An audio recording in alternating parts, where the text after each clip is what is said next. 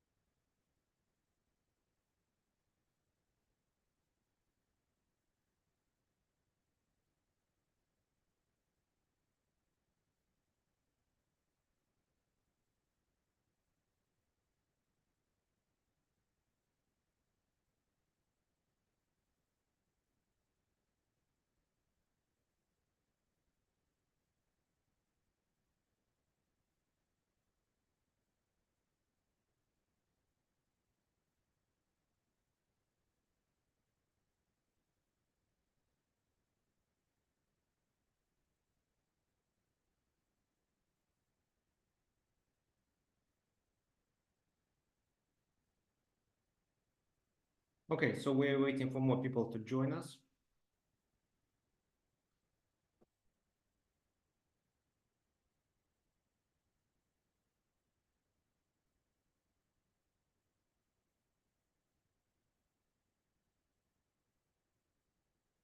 So let me check. Probably there was no email to send the link.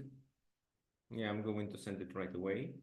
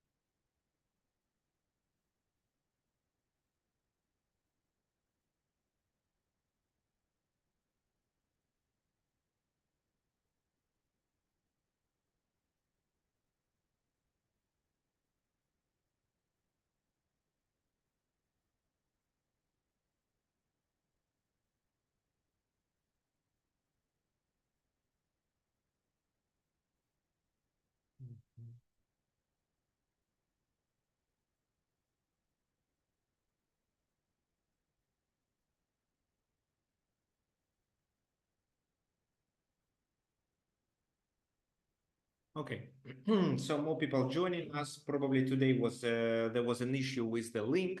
Guys, what do you think about the sound? Is there any echo? If there is anything we can do to fix it?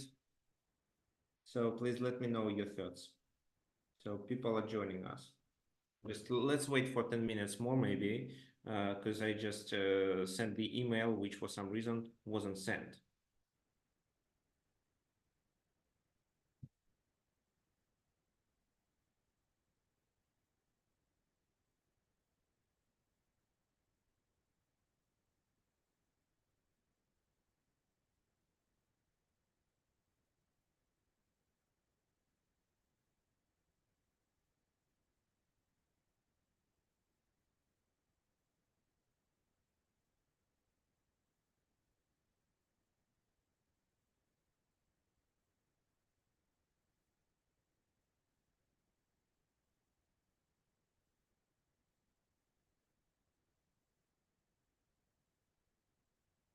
By the way, did anyone do the homework? Any one of those who already entered the webinar, any ideas about the homework, let me remind you what we were talking about. So we were talking about this position where I wanted you to find the best way to play for win for white. They have very active rook, but there is a passed pawn here. And the second position was that how black should play in order to draw the game.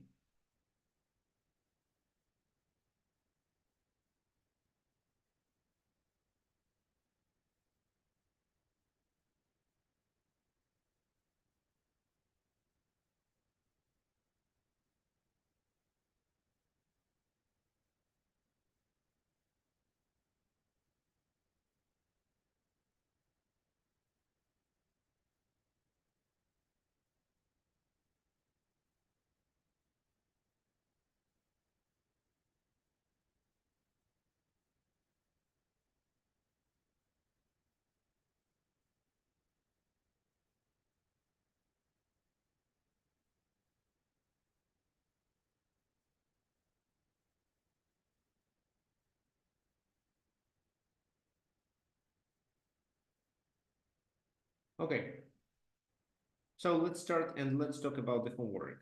The message is sent, so we are waiting for more people to join us. But let's at least discuss the homework.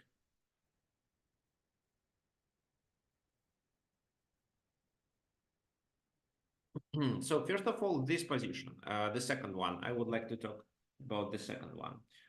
What did happen there? So there are several ways of how to draw the game. But if you remember the principle of how to play filigree draw position, you should at least understand that if the pawn goes first, then you should have the rook located behind and to start delivering checks from to the king with this move. So what have left? Well, you can start doing checks this time, but then it's a bit complicated. So for example, check, king goes there, then how to play. So probably let's go there, or let's play rook e1. Well, it's still possible. Let's play rook e1. But then they deliver a check, king goes to f7, and they play this move. And it becomes a bit unclear. Well, it's still a draw, but it's not so obvious. So here, in order to reach the fielder position, you have to bring the king there. And what happens? If they play king f6, it's just this. And if they play f6, threatening the mate, initiating their main idea, then you may continue with rook g1 check.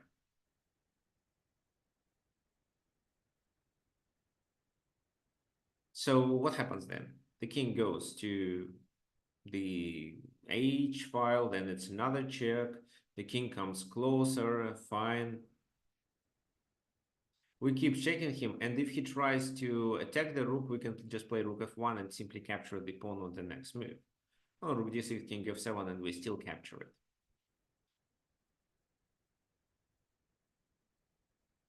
What happens in case if, let's say, we play king f8, but they continued with rook d8? Well, then we play this move. And the key idea with this move is that we not only threaten the rook, but also are about to continue with rook g1.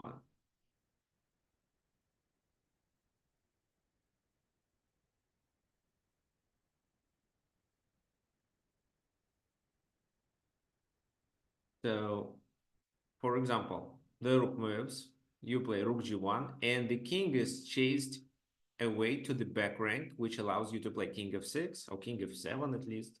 King f7, I think. And this pawn is a weakness. So you can just keep moving the rook on g2 or g1, and this is a draw. So if they deliver a check, king f6, you could try king f6 right away, but they would do this move. It's still fine because with this move you attack the rook. And it's a draw anyway. Well, while the king is cut off, it is a draw. So that's why f6 probably, and then you check from behind. So king f8 was the simplest way. Rook g1 was a complicated way of how to deliver, how to get a draw in this position. But well, doing a random move like this or that, waiting for them to push the pawn doesn't make sense, because right now white threatens with a checkmate on d8 with their rook. So that's why we have to at least avoid it, either deliver a check or avoid a checkmate. Okay, fine. The first diagram, the game between Viktor Korchnoi and Mikhail Tal.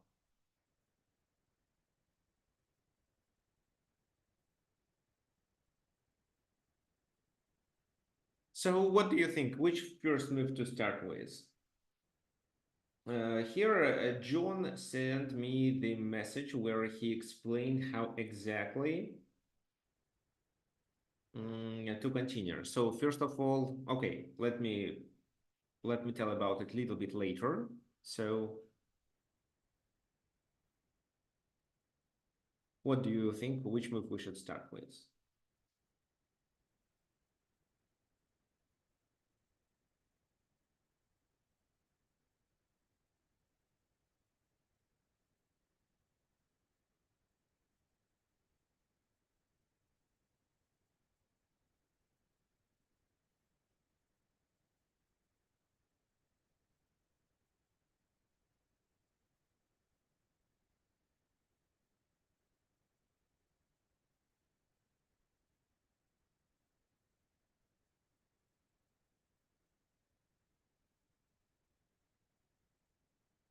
Okay, by the way, guys, none of you said anything regarding the echo.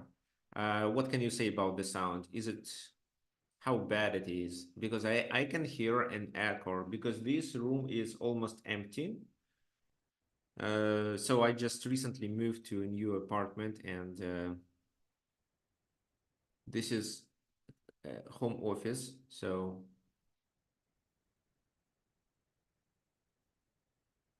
I didn't equip it yet.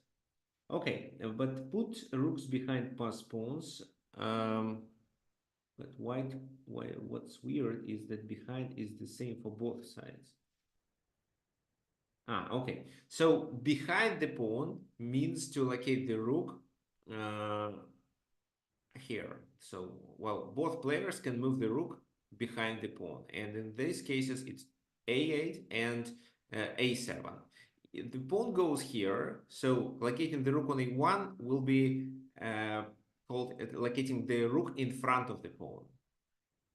So, and this is behind. So it doesn't really matter whether you or your opponent have a pass pawn. This pass pawn should be attacked or supported from behind.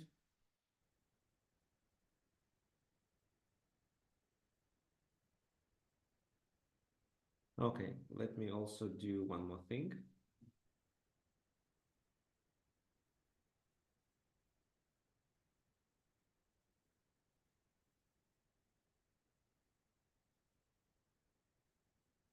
I like that.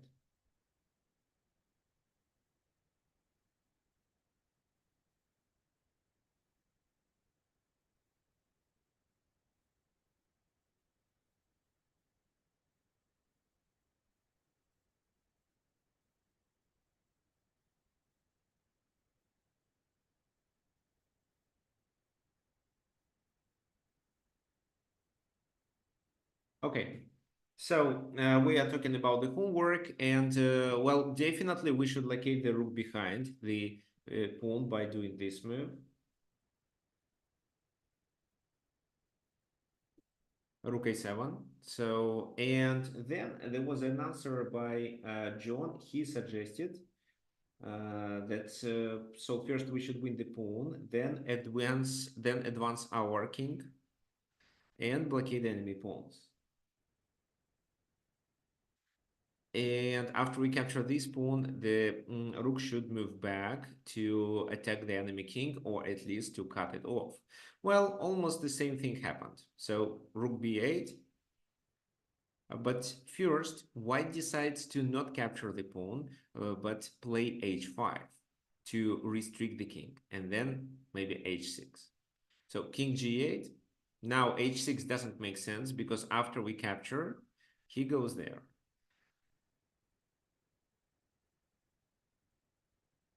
So he escapes anyway, and our h6 pawn becomes a A weakness, just a weakness.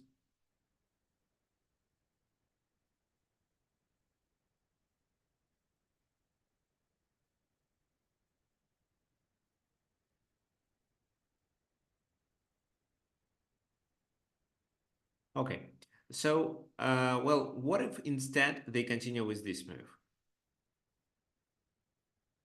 How would you play?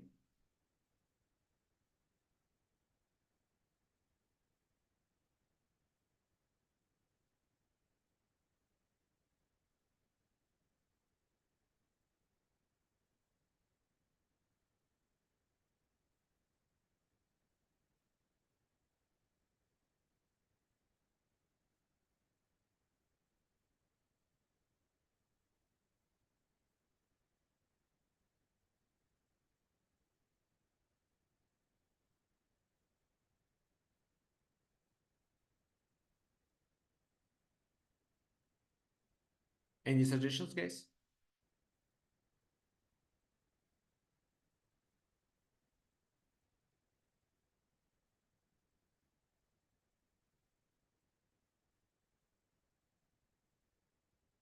E4 because king e2. Okay, so e4 does make sense. I agree. But first we should play this move because we are threatening the mate, and while our rook is here, the king cannot move anywhere. So king, well, we are threatening the mate, so king g8 is a must. And then rook g7. If the king goes to h8, we play this move, still threatening the mate. And after this, we capture the other pawn. Maybe he wants to play a3, but then we still locate the rook from behind and take the pawn as well as the pawn on e4. So maybe we lose the pawn on h6, but we have 3 versus 1 finally.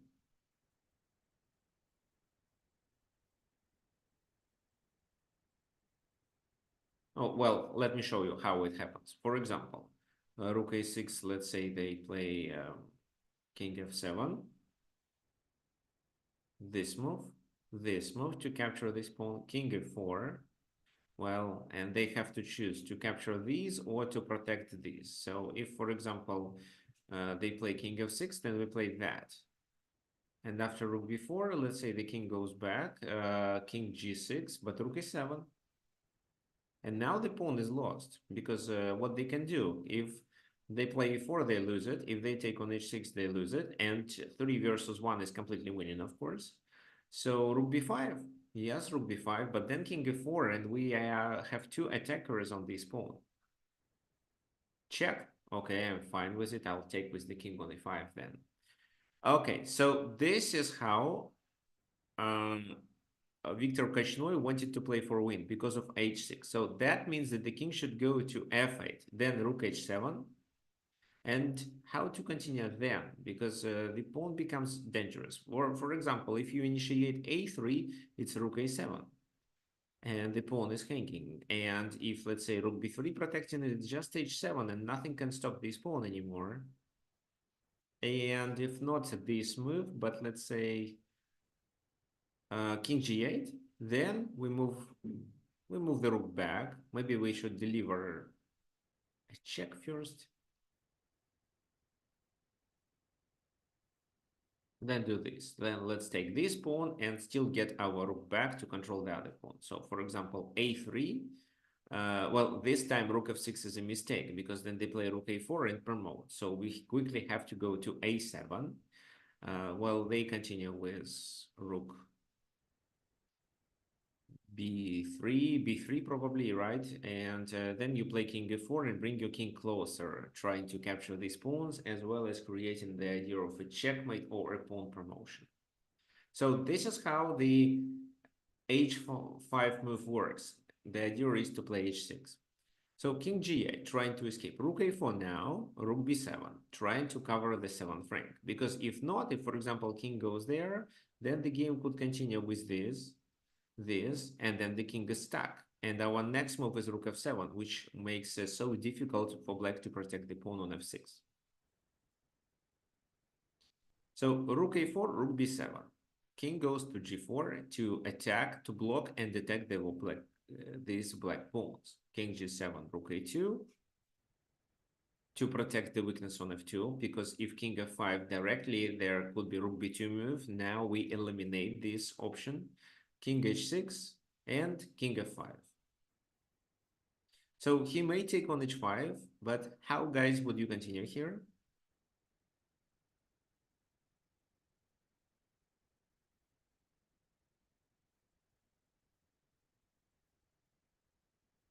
Do you have any suggestions?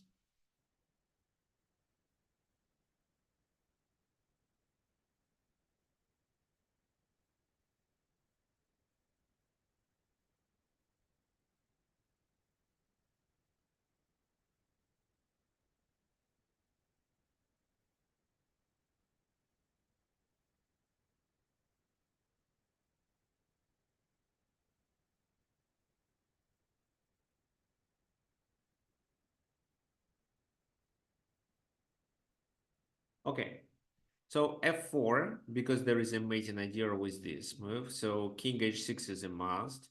Then king f6, and we are still threatening with a mate. They should make a rook move to force our king to go, but then we take the third pawn, and 3 versus 1, it's completely winning. So that's why rook b6, to save the pawn on f6 first. e4. Now f4 still works. So for example, king h5, we can play f4, king goes there, and then we can play this move. So our winning strategy here is just to play g5, and this is how we deliver a checkmate. So for example, how black plays, well, if black takes and then continues with this move, we can play on f6. So let's say black takes and keeps his rook on this rank. Then just this, the pawn is lost, and we quickly promote. So we promote much faster because they have to move the king to g4, which takes time. e5, king g4, e6, and the white pawn is much faster. So what if they do not take on f4, but continue with keeping the rook there? Then still rook f7 is a good idea. I also wonder if g4 was a good move. So g4, take e5 with the idea of doing this. But then f3 is a counterplay. So it's better for us to avoid it. So if he does rook c6, rook f7, and we just exchange and we promote much faster than black. Okay, so here the game continued with rook c6, f4 was played, e takes f4, g takes f4, rook c5, king takes f6, king takes h5. With rooks on the board, it's not, well, it's losing, but not completely. e5.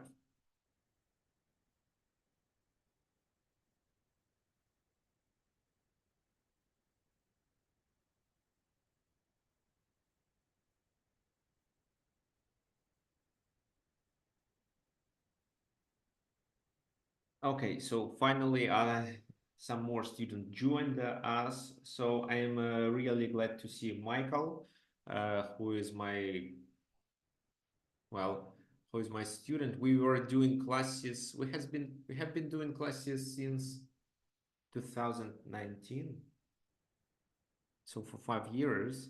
However, recently Michael was busy um, with other projects, and he wasn't available for chess lessons. So I'm glad that, Michael, you are back to chess. So yes, you can unmute yourself and say anything you want. Good to see you, Victor. Yeah, Perfect. the greatest teacher in the world right here. Thank you. So what we are doing today, this is the homework from the previous webinar. It was devoted to rook and games, and I gave 2 puzzles to as a homework, and there were some suggestions. Now we are discussing them. So we didn't start with the main topic today, which is attack on Fianchetto. But once we finish it, we will focus on the attack on Fianchetto. So let's continue. e5, and the pawn is very quickly promoted. So here, this is hanging f5 then. h5. If we play e6 move, they take on a5 with the check, so we want to avoid it. That's why rook chases the king away, and then just e6. Well, h4, e7, and you see that this pawn is promoted much faster. So rook c8, and who can guess the final move of the game, after which Mikhail Tal resigned?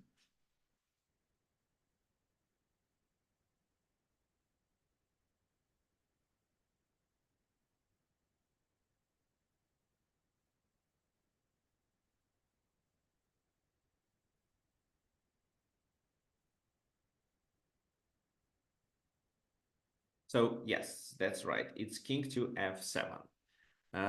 Well, why? Because we just promote and he has to sacrifice the rook. And we can sacrifice our rook for that pawn too. Well, because we still have one more pawn to promote. So let's say h3, check, king goes further, take, he takes, promote, he takes, we take, and then we promote this pawn. Well, what I want you to remember about a rook sacrificing for the pawns, ideally, you should do it at the very last moment. So if, let's say, somehow you had this rook located on the h6 square, then, okay, so white to move, let's say white plays something. On the h file, I mean h3, then you probably do some helpful moves, then h2, then you do some other helpful moves, I don't know which, let's say there were some, then they play king g2, and this is where you should sacrifice the pawn, the rook for the pawn, at the very last moment, because that makes the enemy king further from the place of action and provides you several extra tempi. Okay, fine. So after king f7, of course, Mikhail Tal resigned. So the plan wasn't so obvious. However, the first move was easy to find because if not this move, then black was about to play rook e8. But the second part of the plan was to advance the h5 pawn to limit the enemy king's possibilities. Well, not only the king, but the rook activity too, because the rook has to cover the back rank to stop the checkmate that could be possible on the 8th rank if the rook becomes active. For example, it goes to b8 and then to b3 or somewhere else. Okay, so now let's talk about the fianchetto positions. And first of all, what do you think, guys, how it's better to pronounce fianchetto or fiancetta? Because originally this is Italian word, and in Italian it sounds fianchetto, similar as it sounds in Russian. However, most of my American students say fianchetto. So who is correct this time?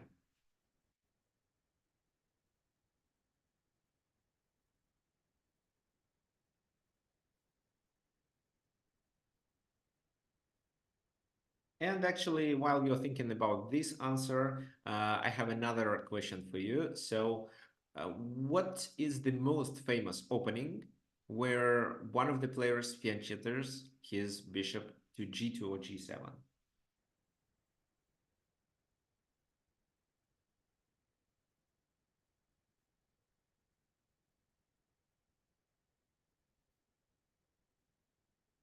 Okay, so Michael suggests King's Indian. Well, yes, King's Indian is the one of the most popular openings where the bishop is on g7.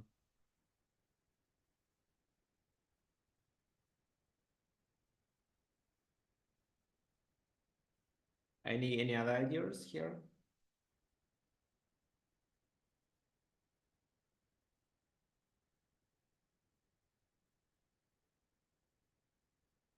Grunfeld. Well, Catalan. Yeah, the first that comes to my mind is Catalan, actually, because in you just need to play d4 and then you fianchetto the bishop, and all these strategies are called Catalan. Well, actually, I think it's actually, well, maybe it's Catalan, and the second is Dragon. Sicilian defense, Dragon variation. Well, and then I think it's King's Indian. Nowadays, Grunfeld is more popular. Yeah, fianchetto to g7. So when you fianchetto the bishop to g7.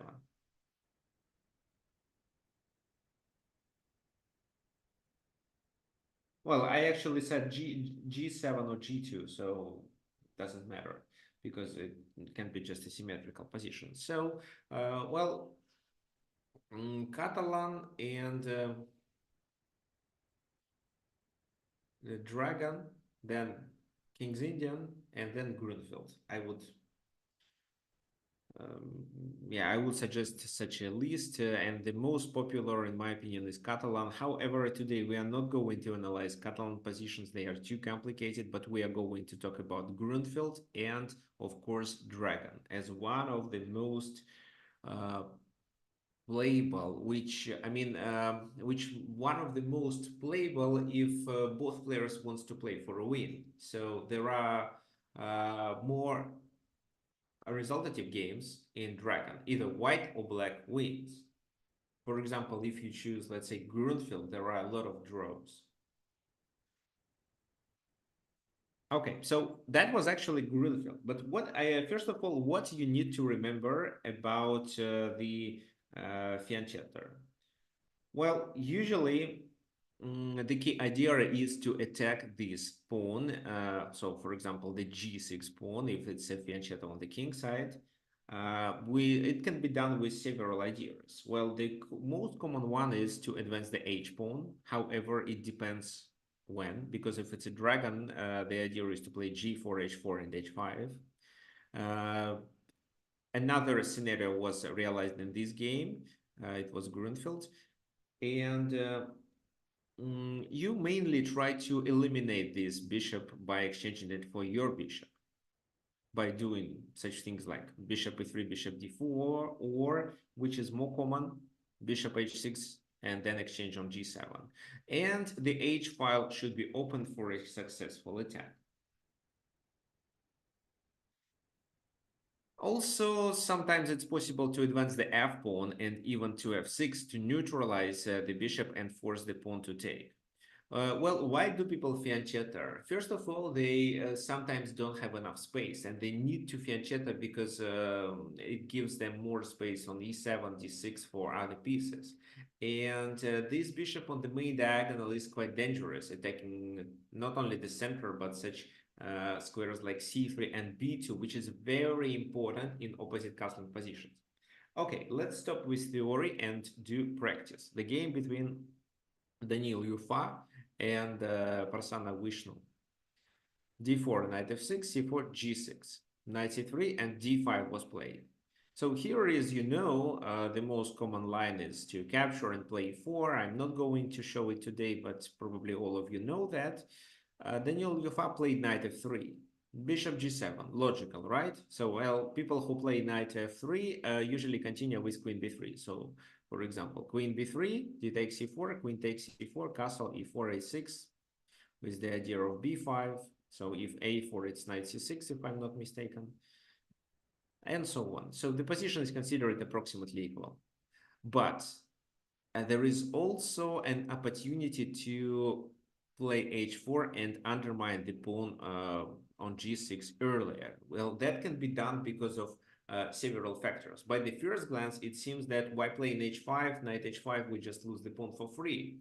But the idea of such a move is, well, it has three ideas that you can combine. So one is to distract the knight from the center, which probably means that the d5 pawn is weak, or which means that you can push e4 if the d pawn is, for example, on c4 already. Well, so it distracts the knight. The knight becomes overloaded. The second idea is, of course, to ruin the pawn structure. And the third is to open the h file for your rook and initiate some activity, maybe even exchange the bishops. So early h4, it becomes so popular in Grunfeld nowadays, so I decided to discuss it. Yes, it's Grunfeld. And h4 is playable. Also, here at d5, h4 is playable in this position. But it looks really weird. So playing h4 at the very beginning of the game, it can be a tempo loss, but even grandmasters still play this move in this position. However, Danil-Winno played it after h4 was played. c5. Well, the black's reaction is obvious. So white is doing some weird things on the side. They are playing with the edge pawn. Why not to fight for the center right away? And this idea is definitely correct. So d takes c5. Knight goes to a6. Looks logical. The knight goes to capture on c5. And, well, maybe you think that black loses the pawn, but it's common knowledge that in Grunfeld it's fine because then black has enough pieces activity. For example, here, castle. The pawn is hanging and is likely to be lost on the next move. So h5, knight h5, bishop goes to e3 to go to d4. So the h pawn was sacrificed in order to protect c5 and exchange the bishops. So queen a5, bishop d4. This pawn is lost anyway, but rook h5 is a very nice sacrifice there. Bishop g7, king g7. And what do you think about this position? How white should play? What was the purpose of this rook sacrifice? It's not a positional sacrifice, actually.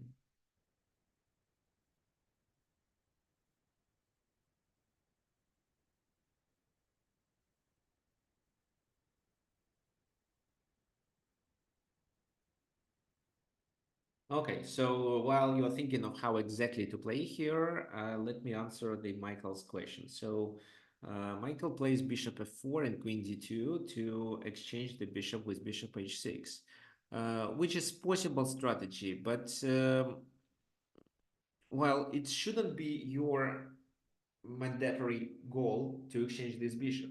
Everything depends on the concrete position. So sometimes it make not sense to it could make no sense to exchange the bishops if you think that the enemy bishop isn't active enough. But if you are going to weaken the king side and then initiate some attack with the h pawn, then exchanging the bishops is a good idea. Or if you think that this bishop on g7 increases pressure on the center and you'd better avoid it, so then exchanging is a good idea. But if you do it slowly, your opponent is likely to find counter chances. This is what I'm going to demonstrate on the second game that I prepared for today. Okay, so which concrete strategy, well, which concrete series of moves white should play in this position to gain the material back?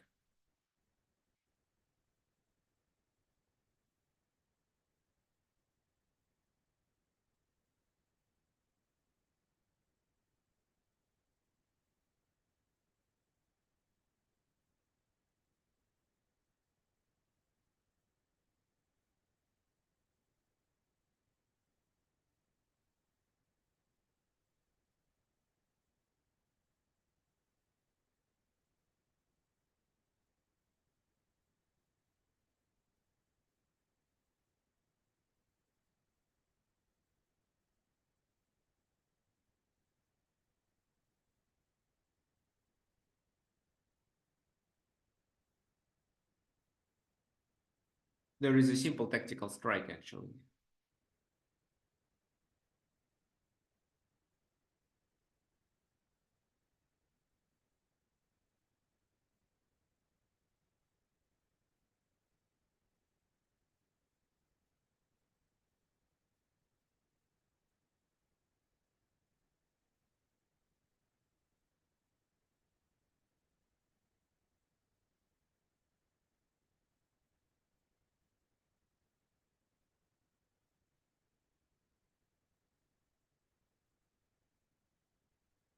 Come on, guys. I don't think it's so complicated.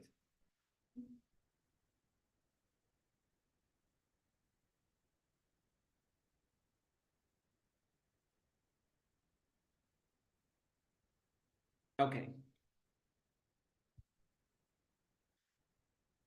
So let me just show you. Well, the first move we should start with is queen d4, check. Well, we activated the queen, and what else the queen does? It does support the b pawn. This is a fork, and we capture this knight on the next move. So probably the best way for them is to play this move, but then the queen is still hanging. So just b takes a5, knight takes here, knight takes d4, and two knights for a rook.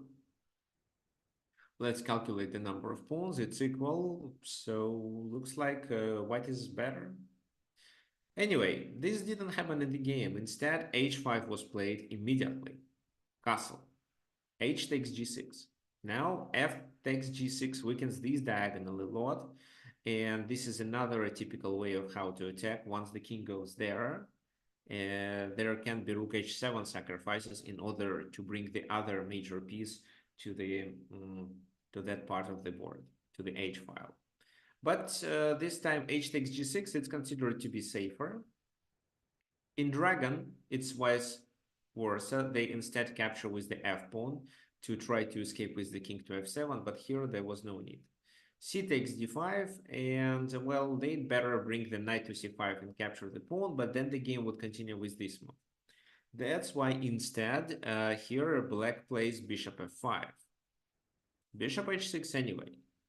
And now this bishop was exchanged. For example, if the game continued with this move, threatening the fork, well, then what do you think? How you can continue here?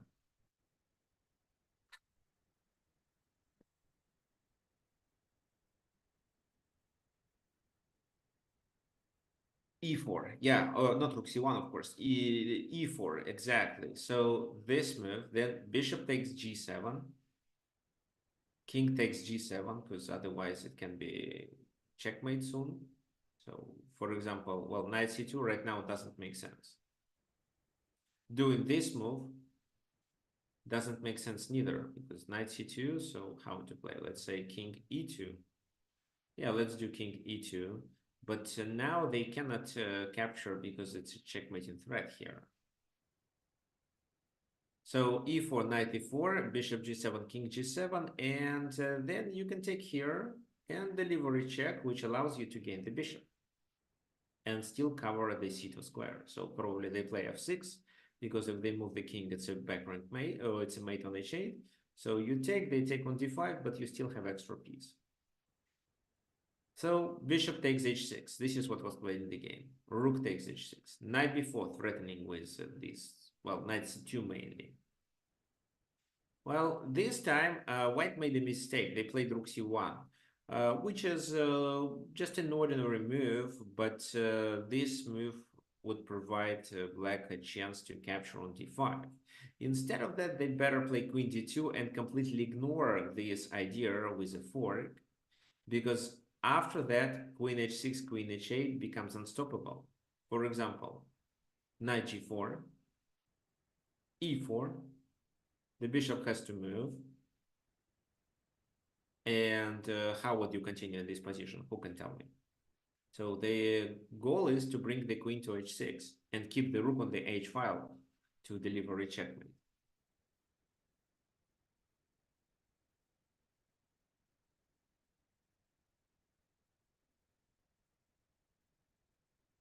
So e5 with the pawn, what's the point?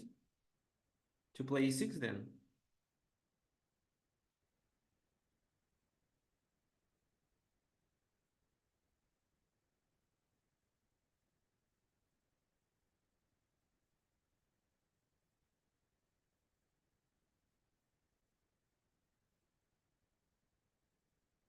Yeah, it's too slow. So instead of e5, you can play a faster move, which forces black to defend their position. And also their knight is trapped on e1, which is not the most important thing at the moment, but you always keep it in mind when you calculate the number of pieces.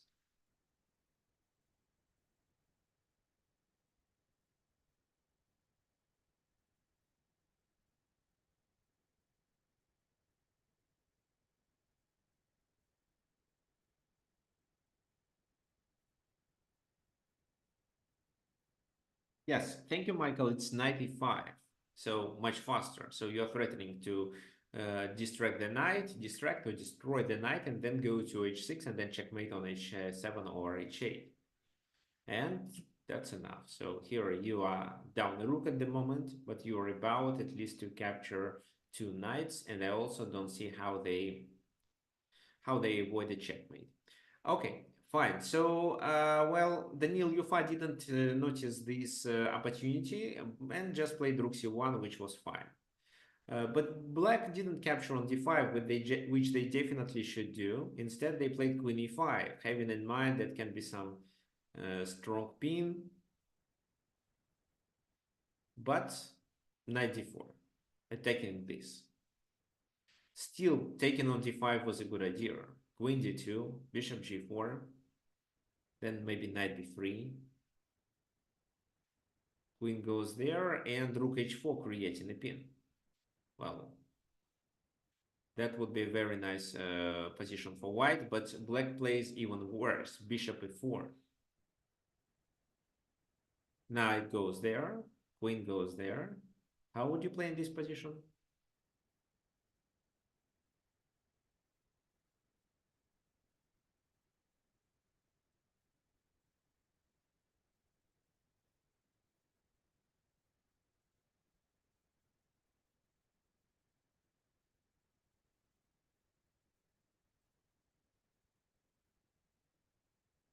I'm not asking you to checkmate obligatory, just find how you gain the material.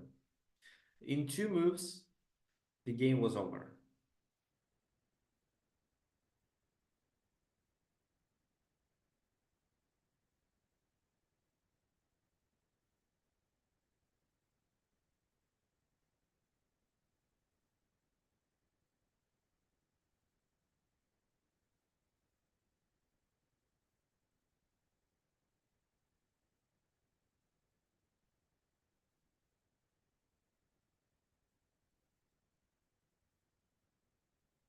Queen d4 by Peter. Yes, very nice idea with queen d4.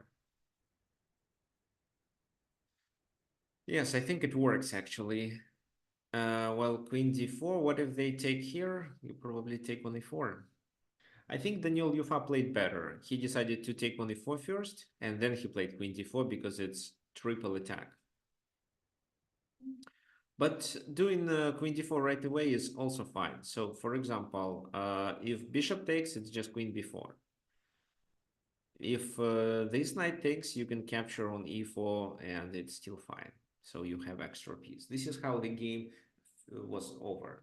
So let's talk about the main things that you should remember from this game. So what did happen? White played early h4. The position was closed and black pieces are not so developed. This idea has in mind, the h4 has in mind, the idea of playing h4 involves the possibility of playing h5, exchanging the h pawn for the g pawn in order to open the h file or to distract the enemy knight from f6. As well as it's also possible to play h6 to force the bishop to go to h8. Black reacted logically. They tried to fight for the center, which was a good idea, but then they started making some mistakes. So, for example, castle is already kind of a mistake. But how to not castle? Because if, for example, they play something else, it's h6 and bishop f8. The bishop is totally restricted. So h takes g6. H takes g6, the h file is open, and this supports bishop h6 move. So this bishop was eliminated, after which there was a complex of dark squares weakened, and there was no pressure on the center. That allowed white to enter the enemy camp using the dark squares. So some moves were played, and at a certain moment of the game, the queen invades d4 and attacks everything.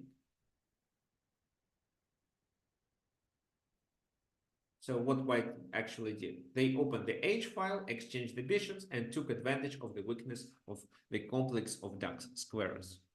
The second game we are going to talk about is the game played by Bobby Fischer. This time he lost. So it was dragon variation, and I told you that in dragon, this bishop on g7 is really dangerous. So this is what I play myself. However, in this position, I first continue with g4. Now there are three moves: castle, bishop c4, and g4. So g4 is the third popular one, and I play g4 because, well, I have some analysis here which shows me that almost everywhere I have a favorable position, and sometimes even winning. So, and because g4 is quite unpopular, only maybe 30% of all players I play with know how exactly to react on this move. So there are two good moves, bishop e6 and knight d4. But looks like they don't know how exactly to continue with these lines. Bishop c4 is quite common. So by the way, guys, if you want to learn how to defeat black with g4, let me know. We can discuss it. We can maybe well, I think there was a kind of a webinar devoted to this topic, but we can also conduct a private lesson where I can explain how exactly to succeed with g4 and what white should be doing there. So bishop c4 was played this time, a6, bishop goes there, queen a5, quite a common attack on the queen side. So white castles, black plays bishop d7, king b1 is a prophylaxis, rook ac8, and what the plans are for both. White is going to initiate a pawn march, and black is trying to do the attack on that side. Something like that. Also, instead of doing b5, b4, it's knight e5, knight c4, which is even more popular. So g4 was played, knight e5. Well, and this time white decided it's time to play this move. So let me tell you something. First of all, in this position, there was a very common blunder that people always make. So let's say you play this move. What do you think black can do?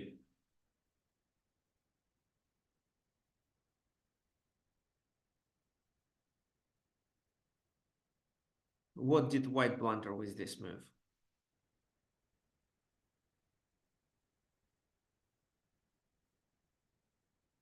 Take e5? You mean take d4?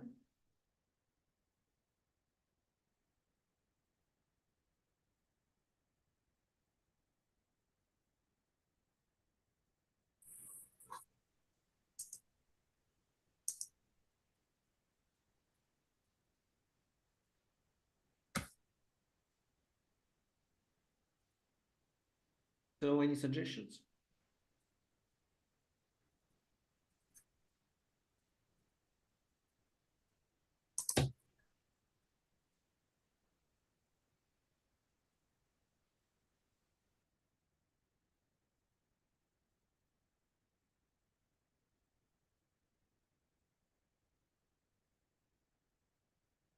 Okay, so take the knight on d4 and then take on h6. Well, yeah, so if you take on h6, then queen h6.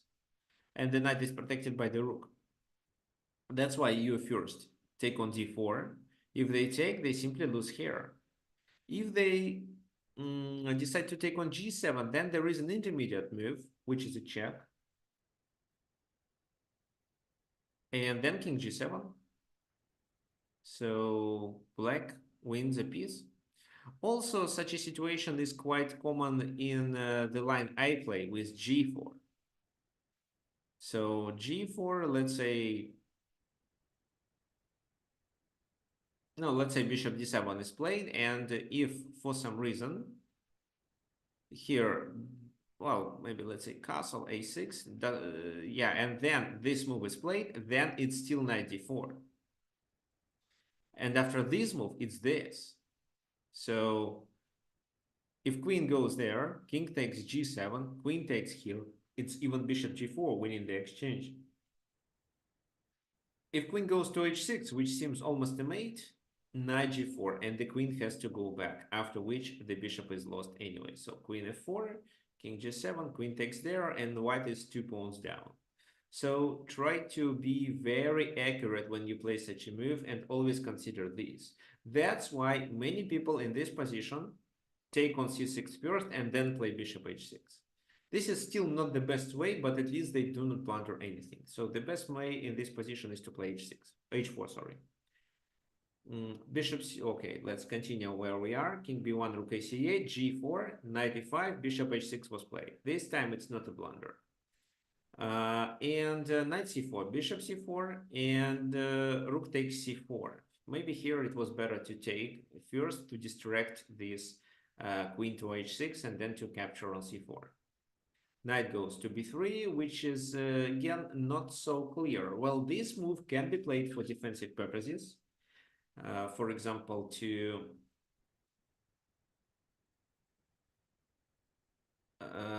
like to stop the attack through the b file, to chase the queen away. But this is not the main idea. However, I think that here white was afraid of something like this, because after queen d4 it's bishop g6. However, if that happens here, then g5 would be a possibility.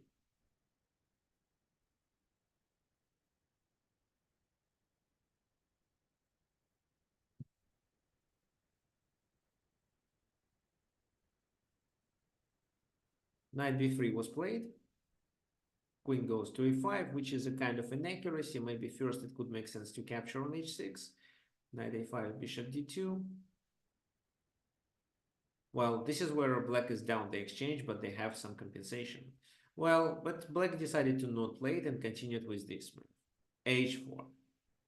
Rook fc8, doubling the rooks, which makes a lot of sense. The idea is to sacrifice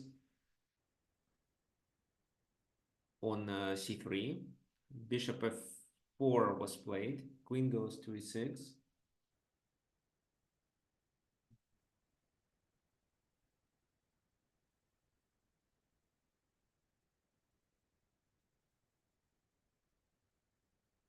Now h5. So here, this is a mistake. Why? Well, these two pieces are on the main diagonal, and the activity of this bishop can become decisive. However, with this move, they chase the queen away to e6. But what then? So h5 was played in order to open the h file. So this is the most common way. H takes g6, and you remember I told you that in Dragon, we usually take with the f pawn because we have the protection of this, and we can try to escape with the king if needed. If, for example, h takes g6, then bishop goes back. Now this invasion is coming, so probably this is a must. And then what do you think? With which maneuver white can try to deliver a checkmate? It's not a checkmate obligatory, but it can be quite close.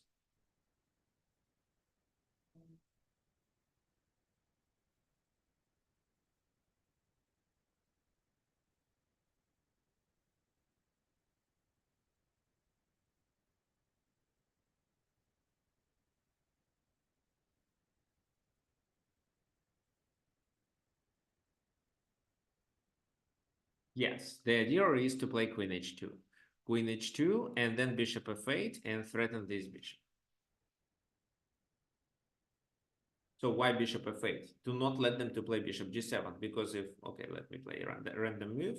So if you, for example, do this, they play bishop g7 and neither queen h7 nor queen h8 is a mate. So that's why bishop f8 and you are threatening to take. And if they go there, then this time you exchange delivery check and then delivery checkmate on h8. So h takes g6, f takes g6. Bishop goes there, here. White overestimated their position. They weakened the black king, but here they decided to play e5.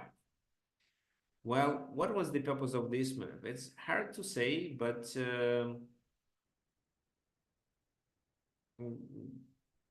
probably they wanted to chase the knight away, because if, for example, this move is played, the activity of this bishop is eliminated.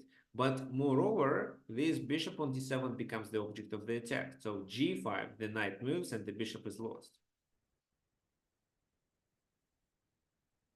If, let's say, queen takes e5, then simply this and the rook enters the black's camp.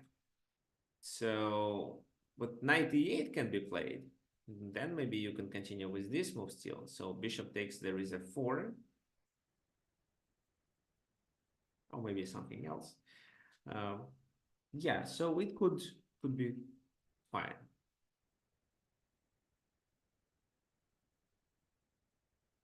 However, they just completely miss that instead of moving this knight, it's possible to attack the other knight. And if this knight goes there, the exchange will happen. So e takes f6.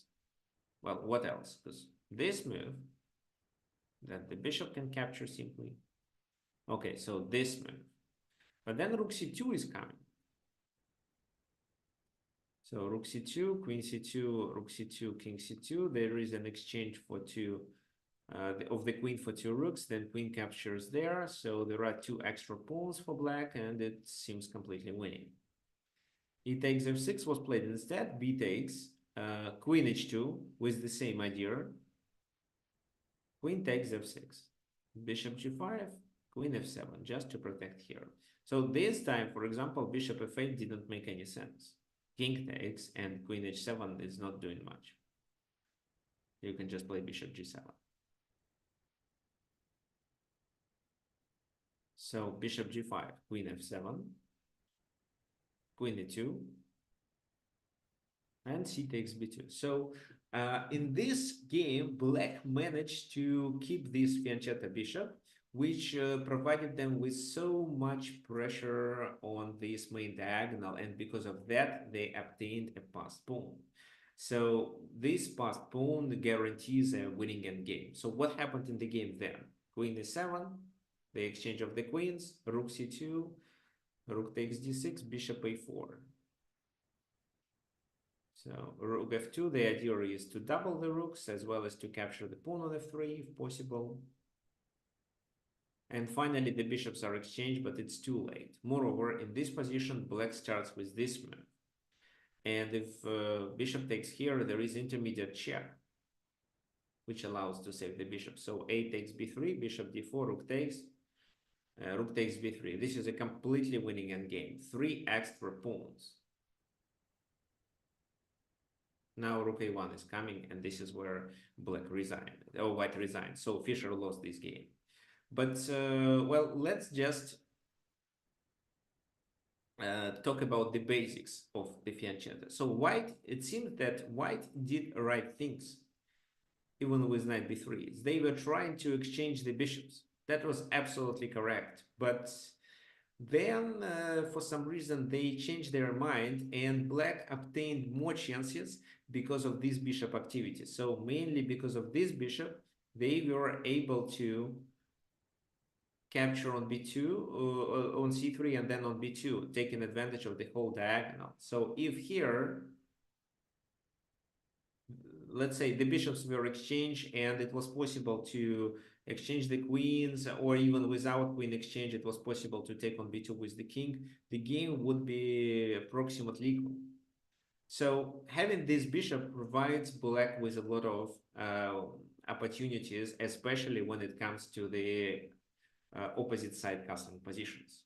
There is a long-term pressure on c3 and b2. Yeah, so Cesar Munoz never stopped telling people about this game. Well, but I don't know how old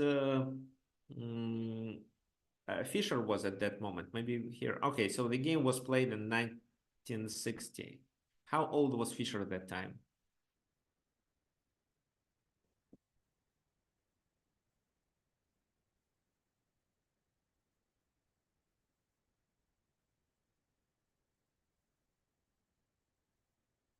So no, he was already 17. He was born in 1943. So 17 is a lot. So luckily, Cesar Munoz was able to defeat such a strong grandmaster like Bobby Fischer. Okay, guys, so what we are going to do today, we are going to do a simul. So let me prepare everything. And let me explain which positions we are going to do. So yeah, we're gonna play this position. Think about it. I posted it to the chat. And now I want you to go to chess.com, to the live section. So I click, okay, let me show you what I did.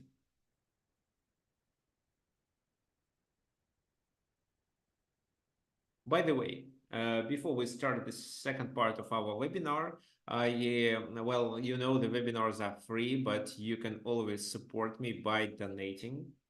So how it happens, you click on this link. So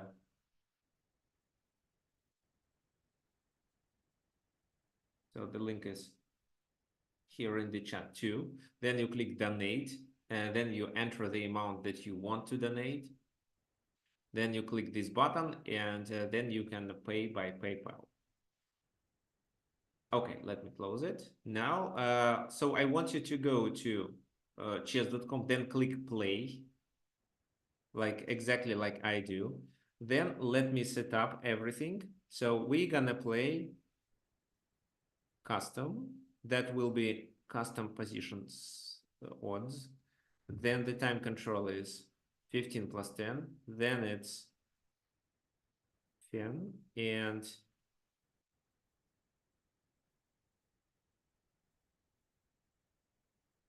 so I need to enter this position. I already have everything prepared, so it's this. I am going to play with black pieces. The invite link doesn't work, so tell me your username. So I know that. So Peter is waiting for me. And the invite link works too. After I choose a username, so let me copy a link to the chat. So you can just click on this link.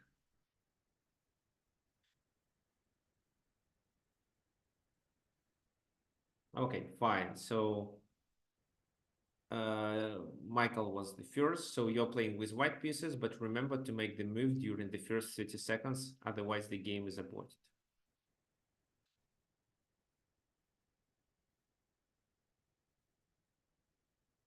Guys, if it's difficult for you, you can just tell me your usernames. I'll challenge you. Okay, F4.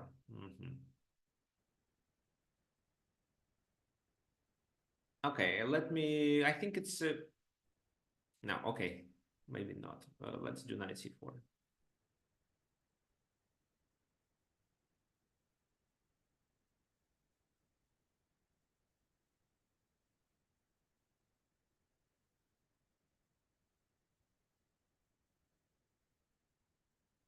So to challenge me, use the links, use the link in the chat.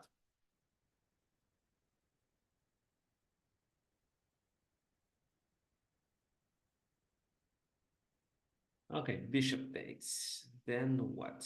Okay, let me take with the rook. There will be some pressure on d4. Who else wants to play?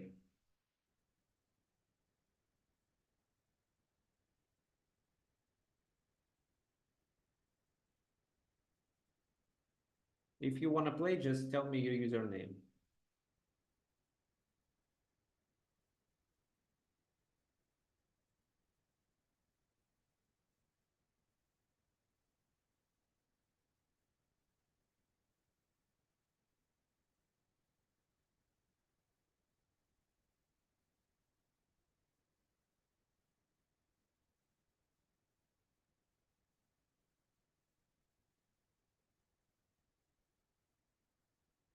So with rook c4, what do I want? Well, I have several ideas. First of all, this is a weakness. By playing f4, Michael made a4 a weakness.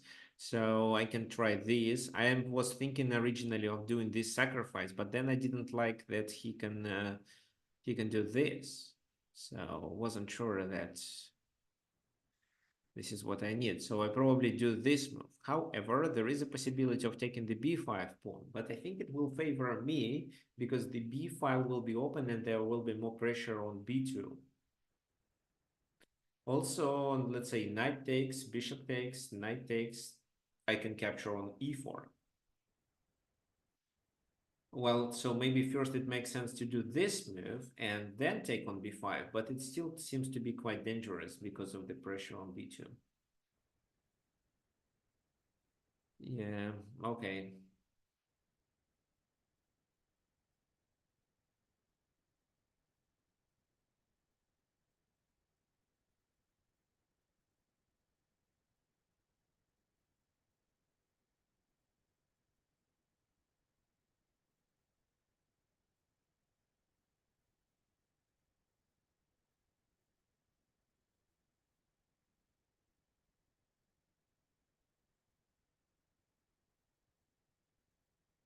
So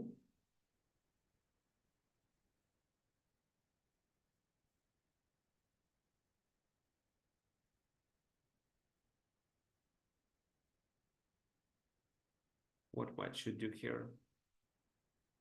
Well, e5 was my suggestion. D takes, F takes.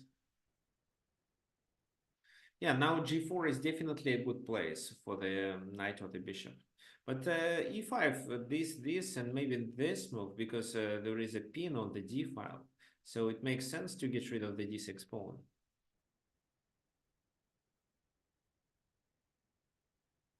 Because if e5, I play knight g4, then e takes d6. Ah, no. Well, it may work because it pressures this. So I have no time to play this move because you can take on e7.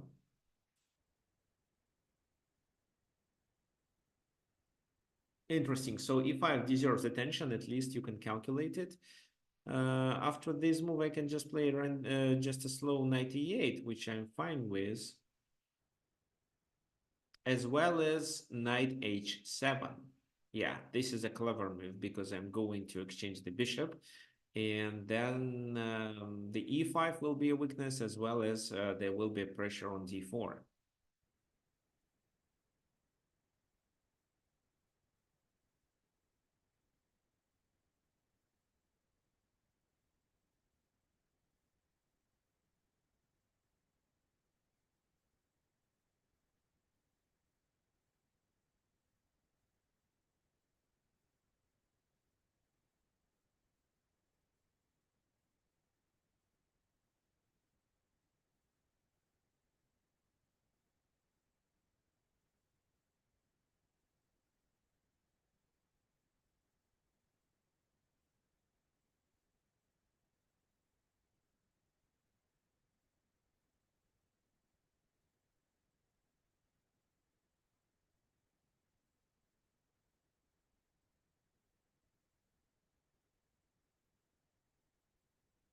So, guys, does anyone want to help Michael and suggest some ideas that White should initiate?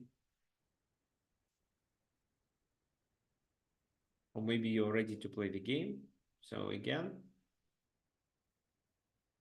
use this link to play the game. It's in the chat.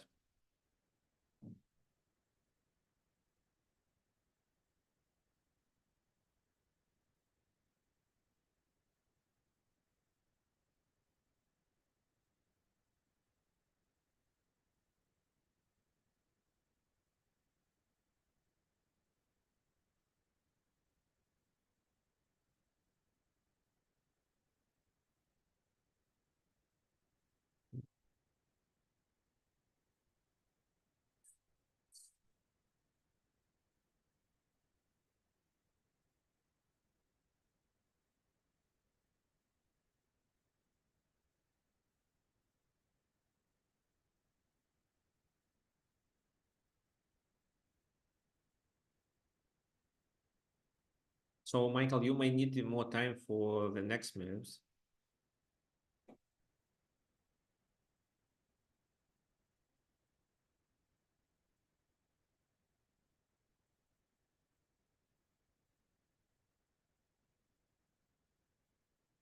F5. Well, F5 seems interesting.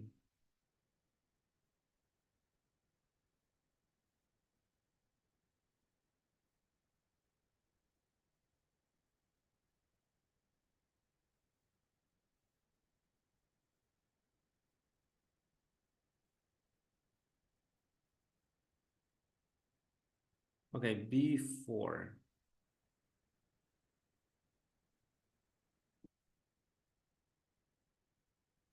To chase the knight from C3 away.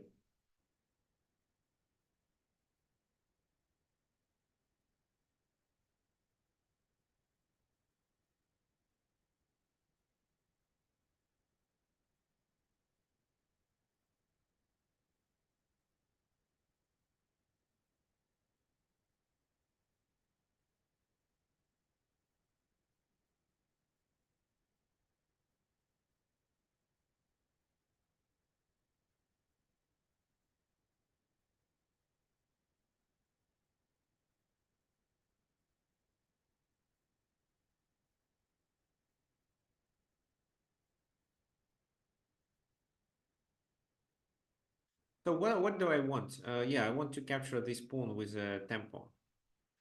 If I do this, queen goes there. It's a double attack, but I can support both by doing this move. I can also sacrifice and then fork, for example.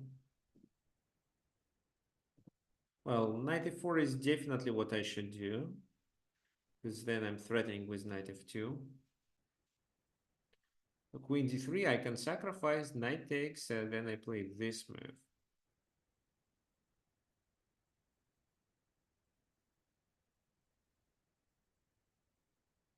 Well, queen here, take, maybe knight g5 is better. No, okay, queen e3 to stop this. Yeah, it makes a lot of sense, I agree.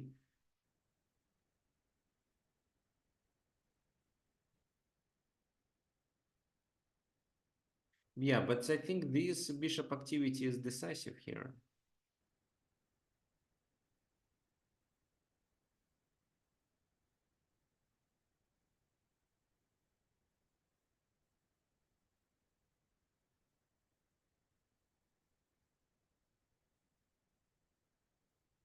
So what can I do? Well, I want to play knight c3, for example, to open the king's position. But what should I do first? Because right now it doesn't seem like the best way to play. Here I can just play d5 to support the knight, but this is a bit slow. I can take on f5 instead. Knight takes, pawn takes.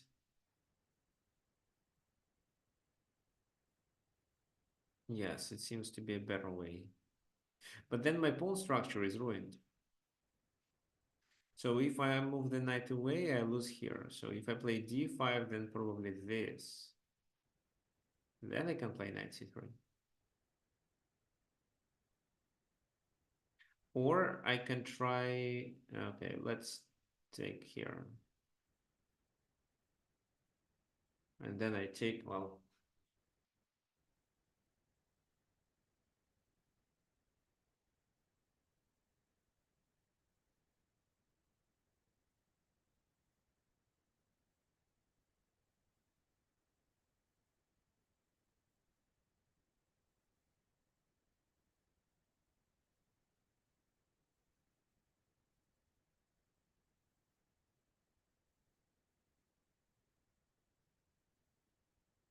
okay, take.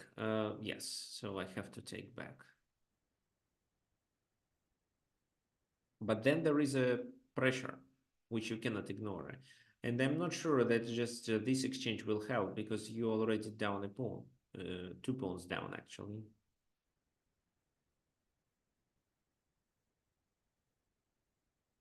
Maybe it was just better for me to take on g5, to take this bishop away and then continue the attack. Well, I think it's fine.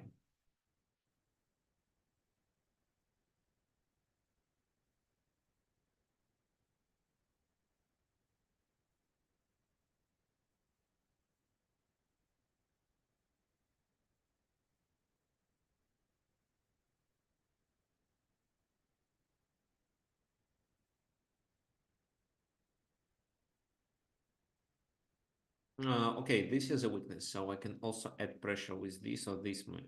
No, queen c7 probably, because e7 is a weakness. Well, while e7 is a weakness, maybe it does make sense for white to continue with rook queen e7, after which I can play rook c7.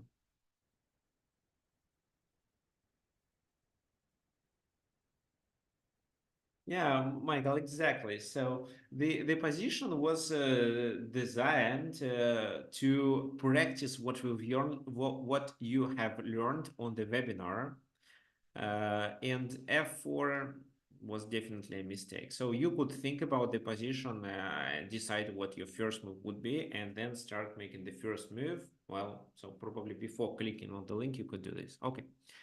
So knight h5 is coming, but I think that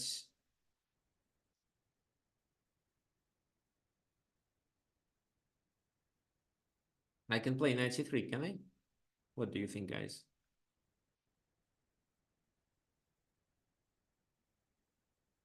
So knight takes, pawn takes pawn. And I'm threatening with queen b8, which leads to a checkmate. So probably queen c1, and then rook b4. So take, queen c1, rook b4, king a1, rook b2, and this is a disaster for white. Knight c3. Well, pawn takes. Does Michael have anything else? King a1 right away, maybe. No, because then rook a4, and after rook b1, maybe queen a5, and then I have a checkmate here. Yes, so no, knight c3 seems to be okay.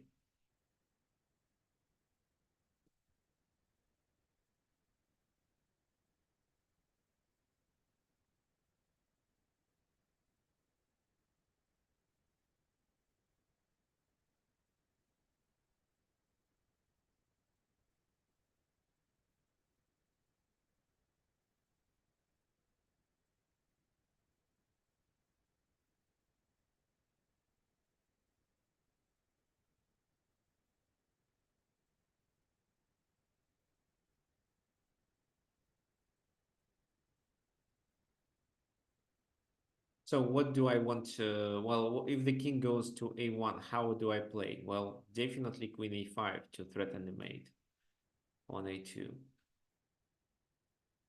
King c1, I can capture on a2.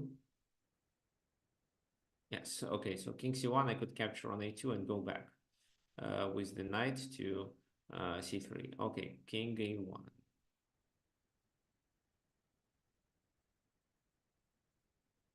Let's do queen a5.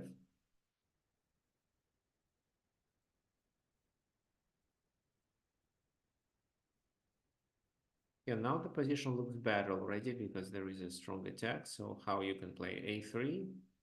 Unlikely. At least b takes a3.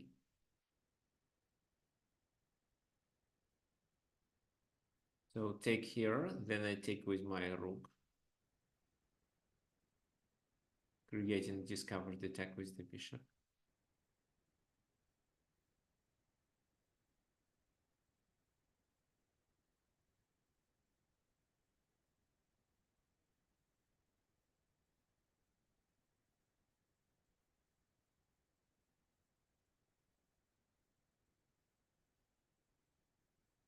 Okay, thank you for the game.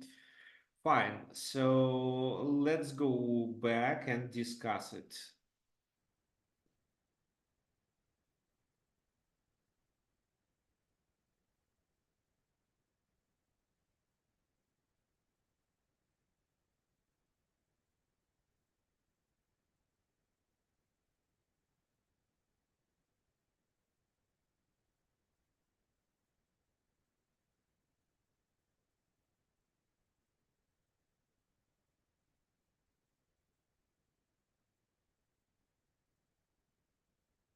So that was the position that we were talking about. How to play? Well, f4 was definitely a mistake. f4 provided black with a lot of options, such as knight g4, such as b4. Here I just played knight c4, which is completely fine. It also weakens the e4. So that's why people keep the pawn on f3. It controls this as well as protects this. So f4 can be played, but if these two factors are already solved. For example, the e4 and g4 are covered enough, or moving their black pieces there doesn't make any sense, which is quite unrare. That's why the pawn goes to f5, really rare. So g4, this is the idea that you should initiate. And after h takes g4, h5. Now taken with the pawn is a disaster, because after this, rook h5, the queen enters the enemy territory, the game is over. So that's why knight h5. How to play now? Well, this is a possibility, but there is even a better move. Knight d5. This is a weakness too. And after rook e8, the game can be solved with this idea. Knight h5, rook h5, a sacrifice, pawn takes. And now nobody can save the pawn on h5. So we just simply take and get our rook to the back rank, and that's it. Here, black could play better. They could still fight in this game if instead they chose this sacrifice. Bishop takes d5, queen b6. Then, well, we cannot play this move because it's queen d4. So that's why knight f5. First, bishop takes, pawn takes, queen c5. And after f takes g4, we are just slightly better. So this is what black should be doing: sacrifice to eliminate this knight and to get their queen faster to the place of action.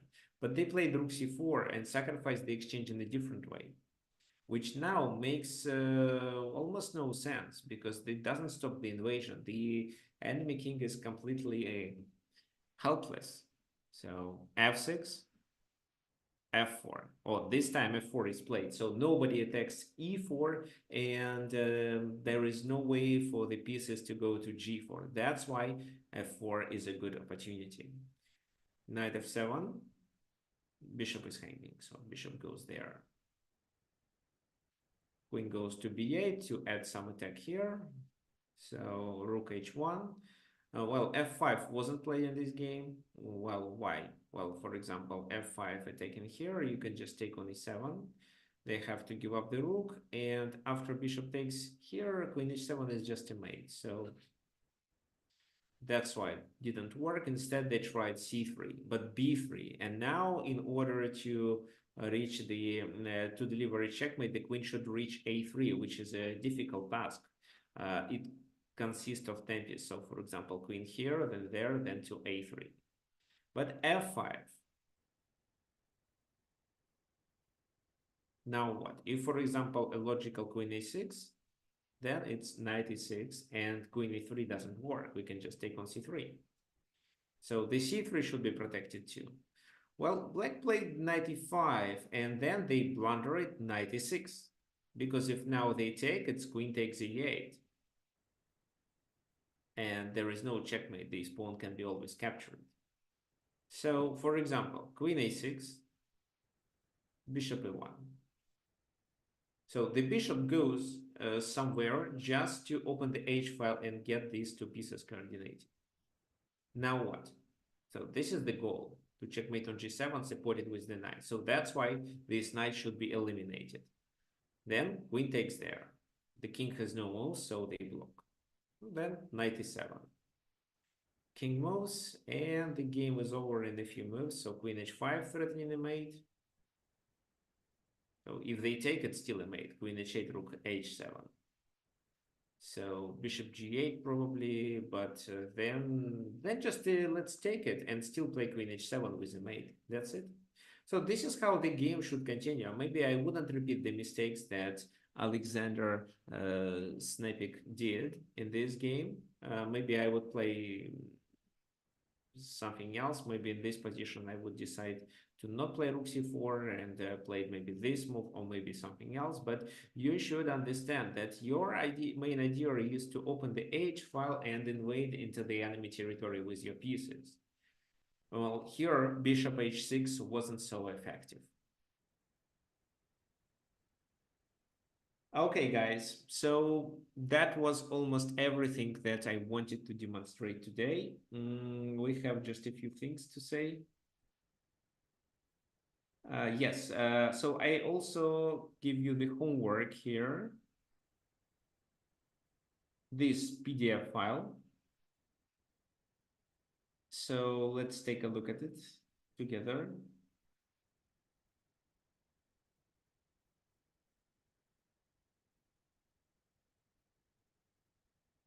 So this PDF file, where I ask you to, first of all, look at this position. It's quite similar to the Karpov game. And actually, it's another Karpov's game.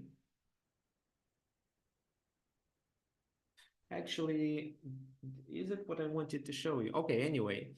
And this is the second position, where black should take advantage of the fianchetto. So the bishop goes to h6. There is no attack on d4, so it should be fine. Just tell me how would you play in this position to get the position equal, or to get some chances here for black to play for a win for the second one. As for this one, maybe maybe I sent you a wrong one. Okay, so there will be an email with the homework on Tuesday, I think. Anyway, you can download this and start working on the second one. Okay, fine. So let's meet next Sunday, same time. If you have any ideas of which topic I should cover, you can message me. Also, any other suggestions regarding the webinar, regarding the new format of the webinar, you're welcome. You can always message me at tricksofchess@gmail.com. Also, again, so webinars are free, but if you would like to support me, you can donate using the link that is in the chat. So here. Fine, we are done for today, and see you all next Sunday.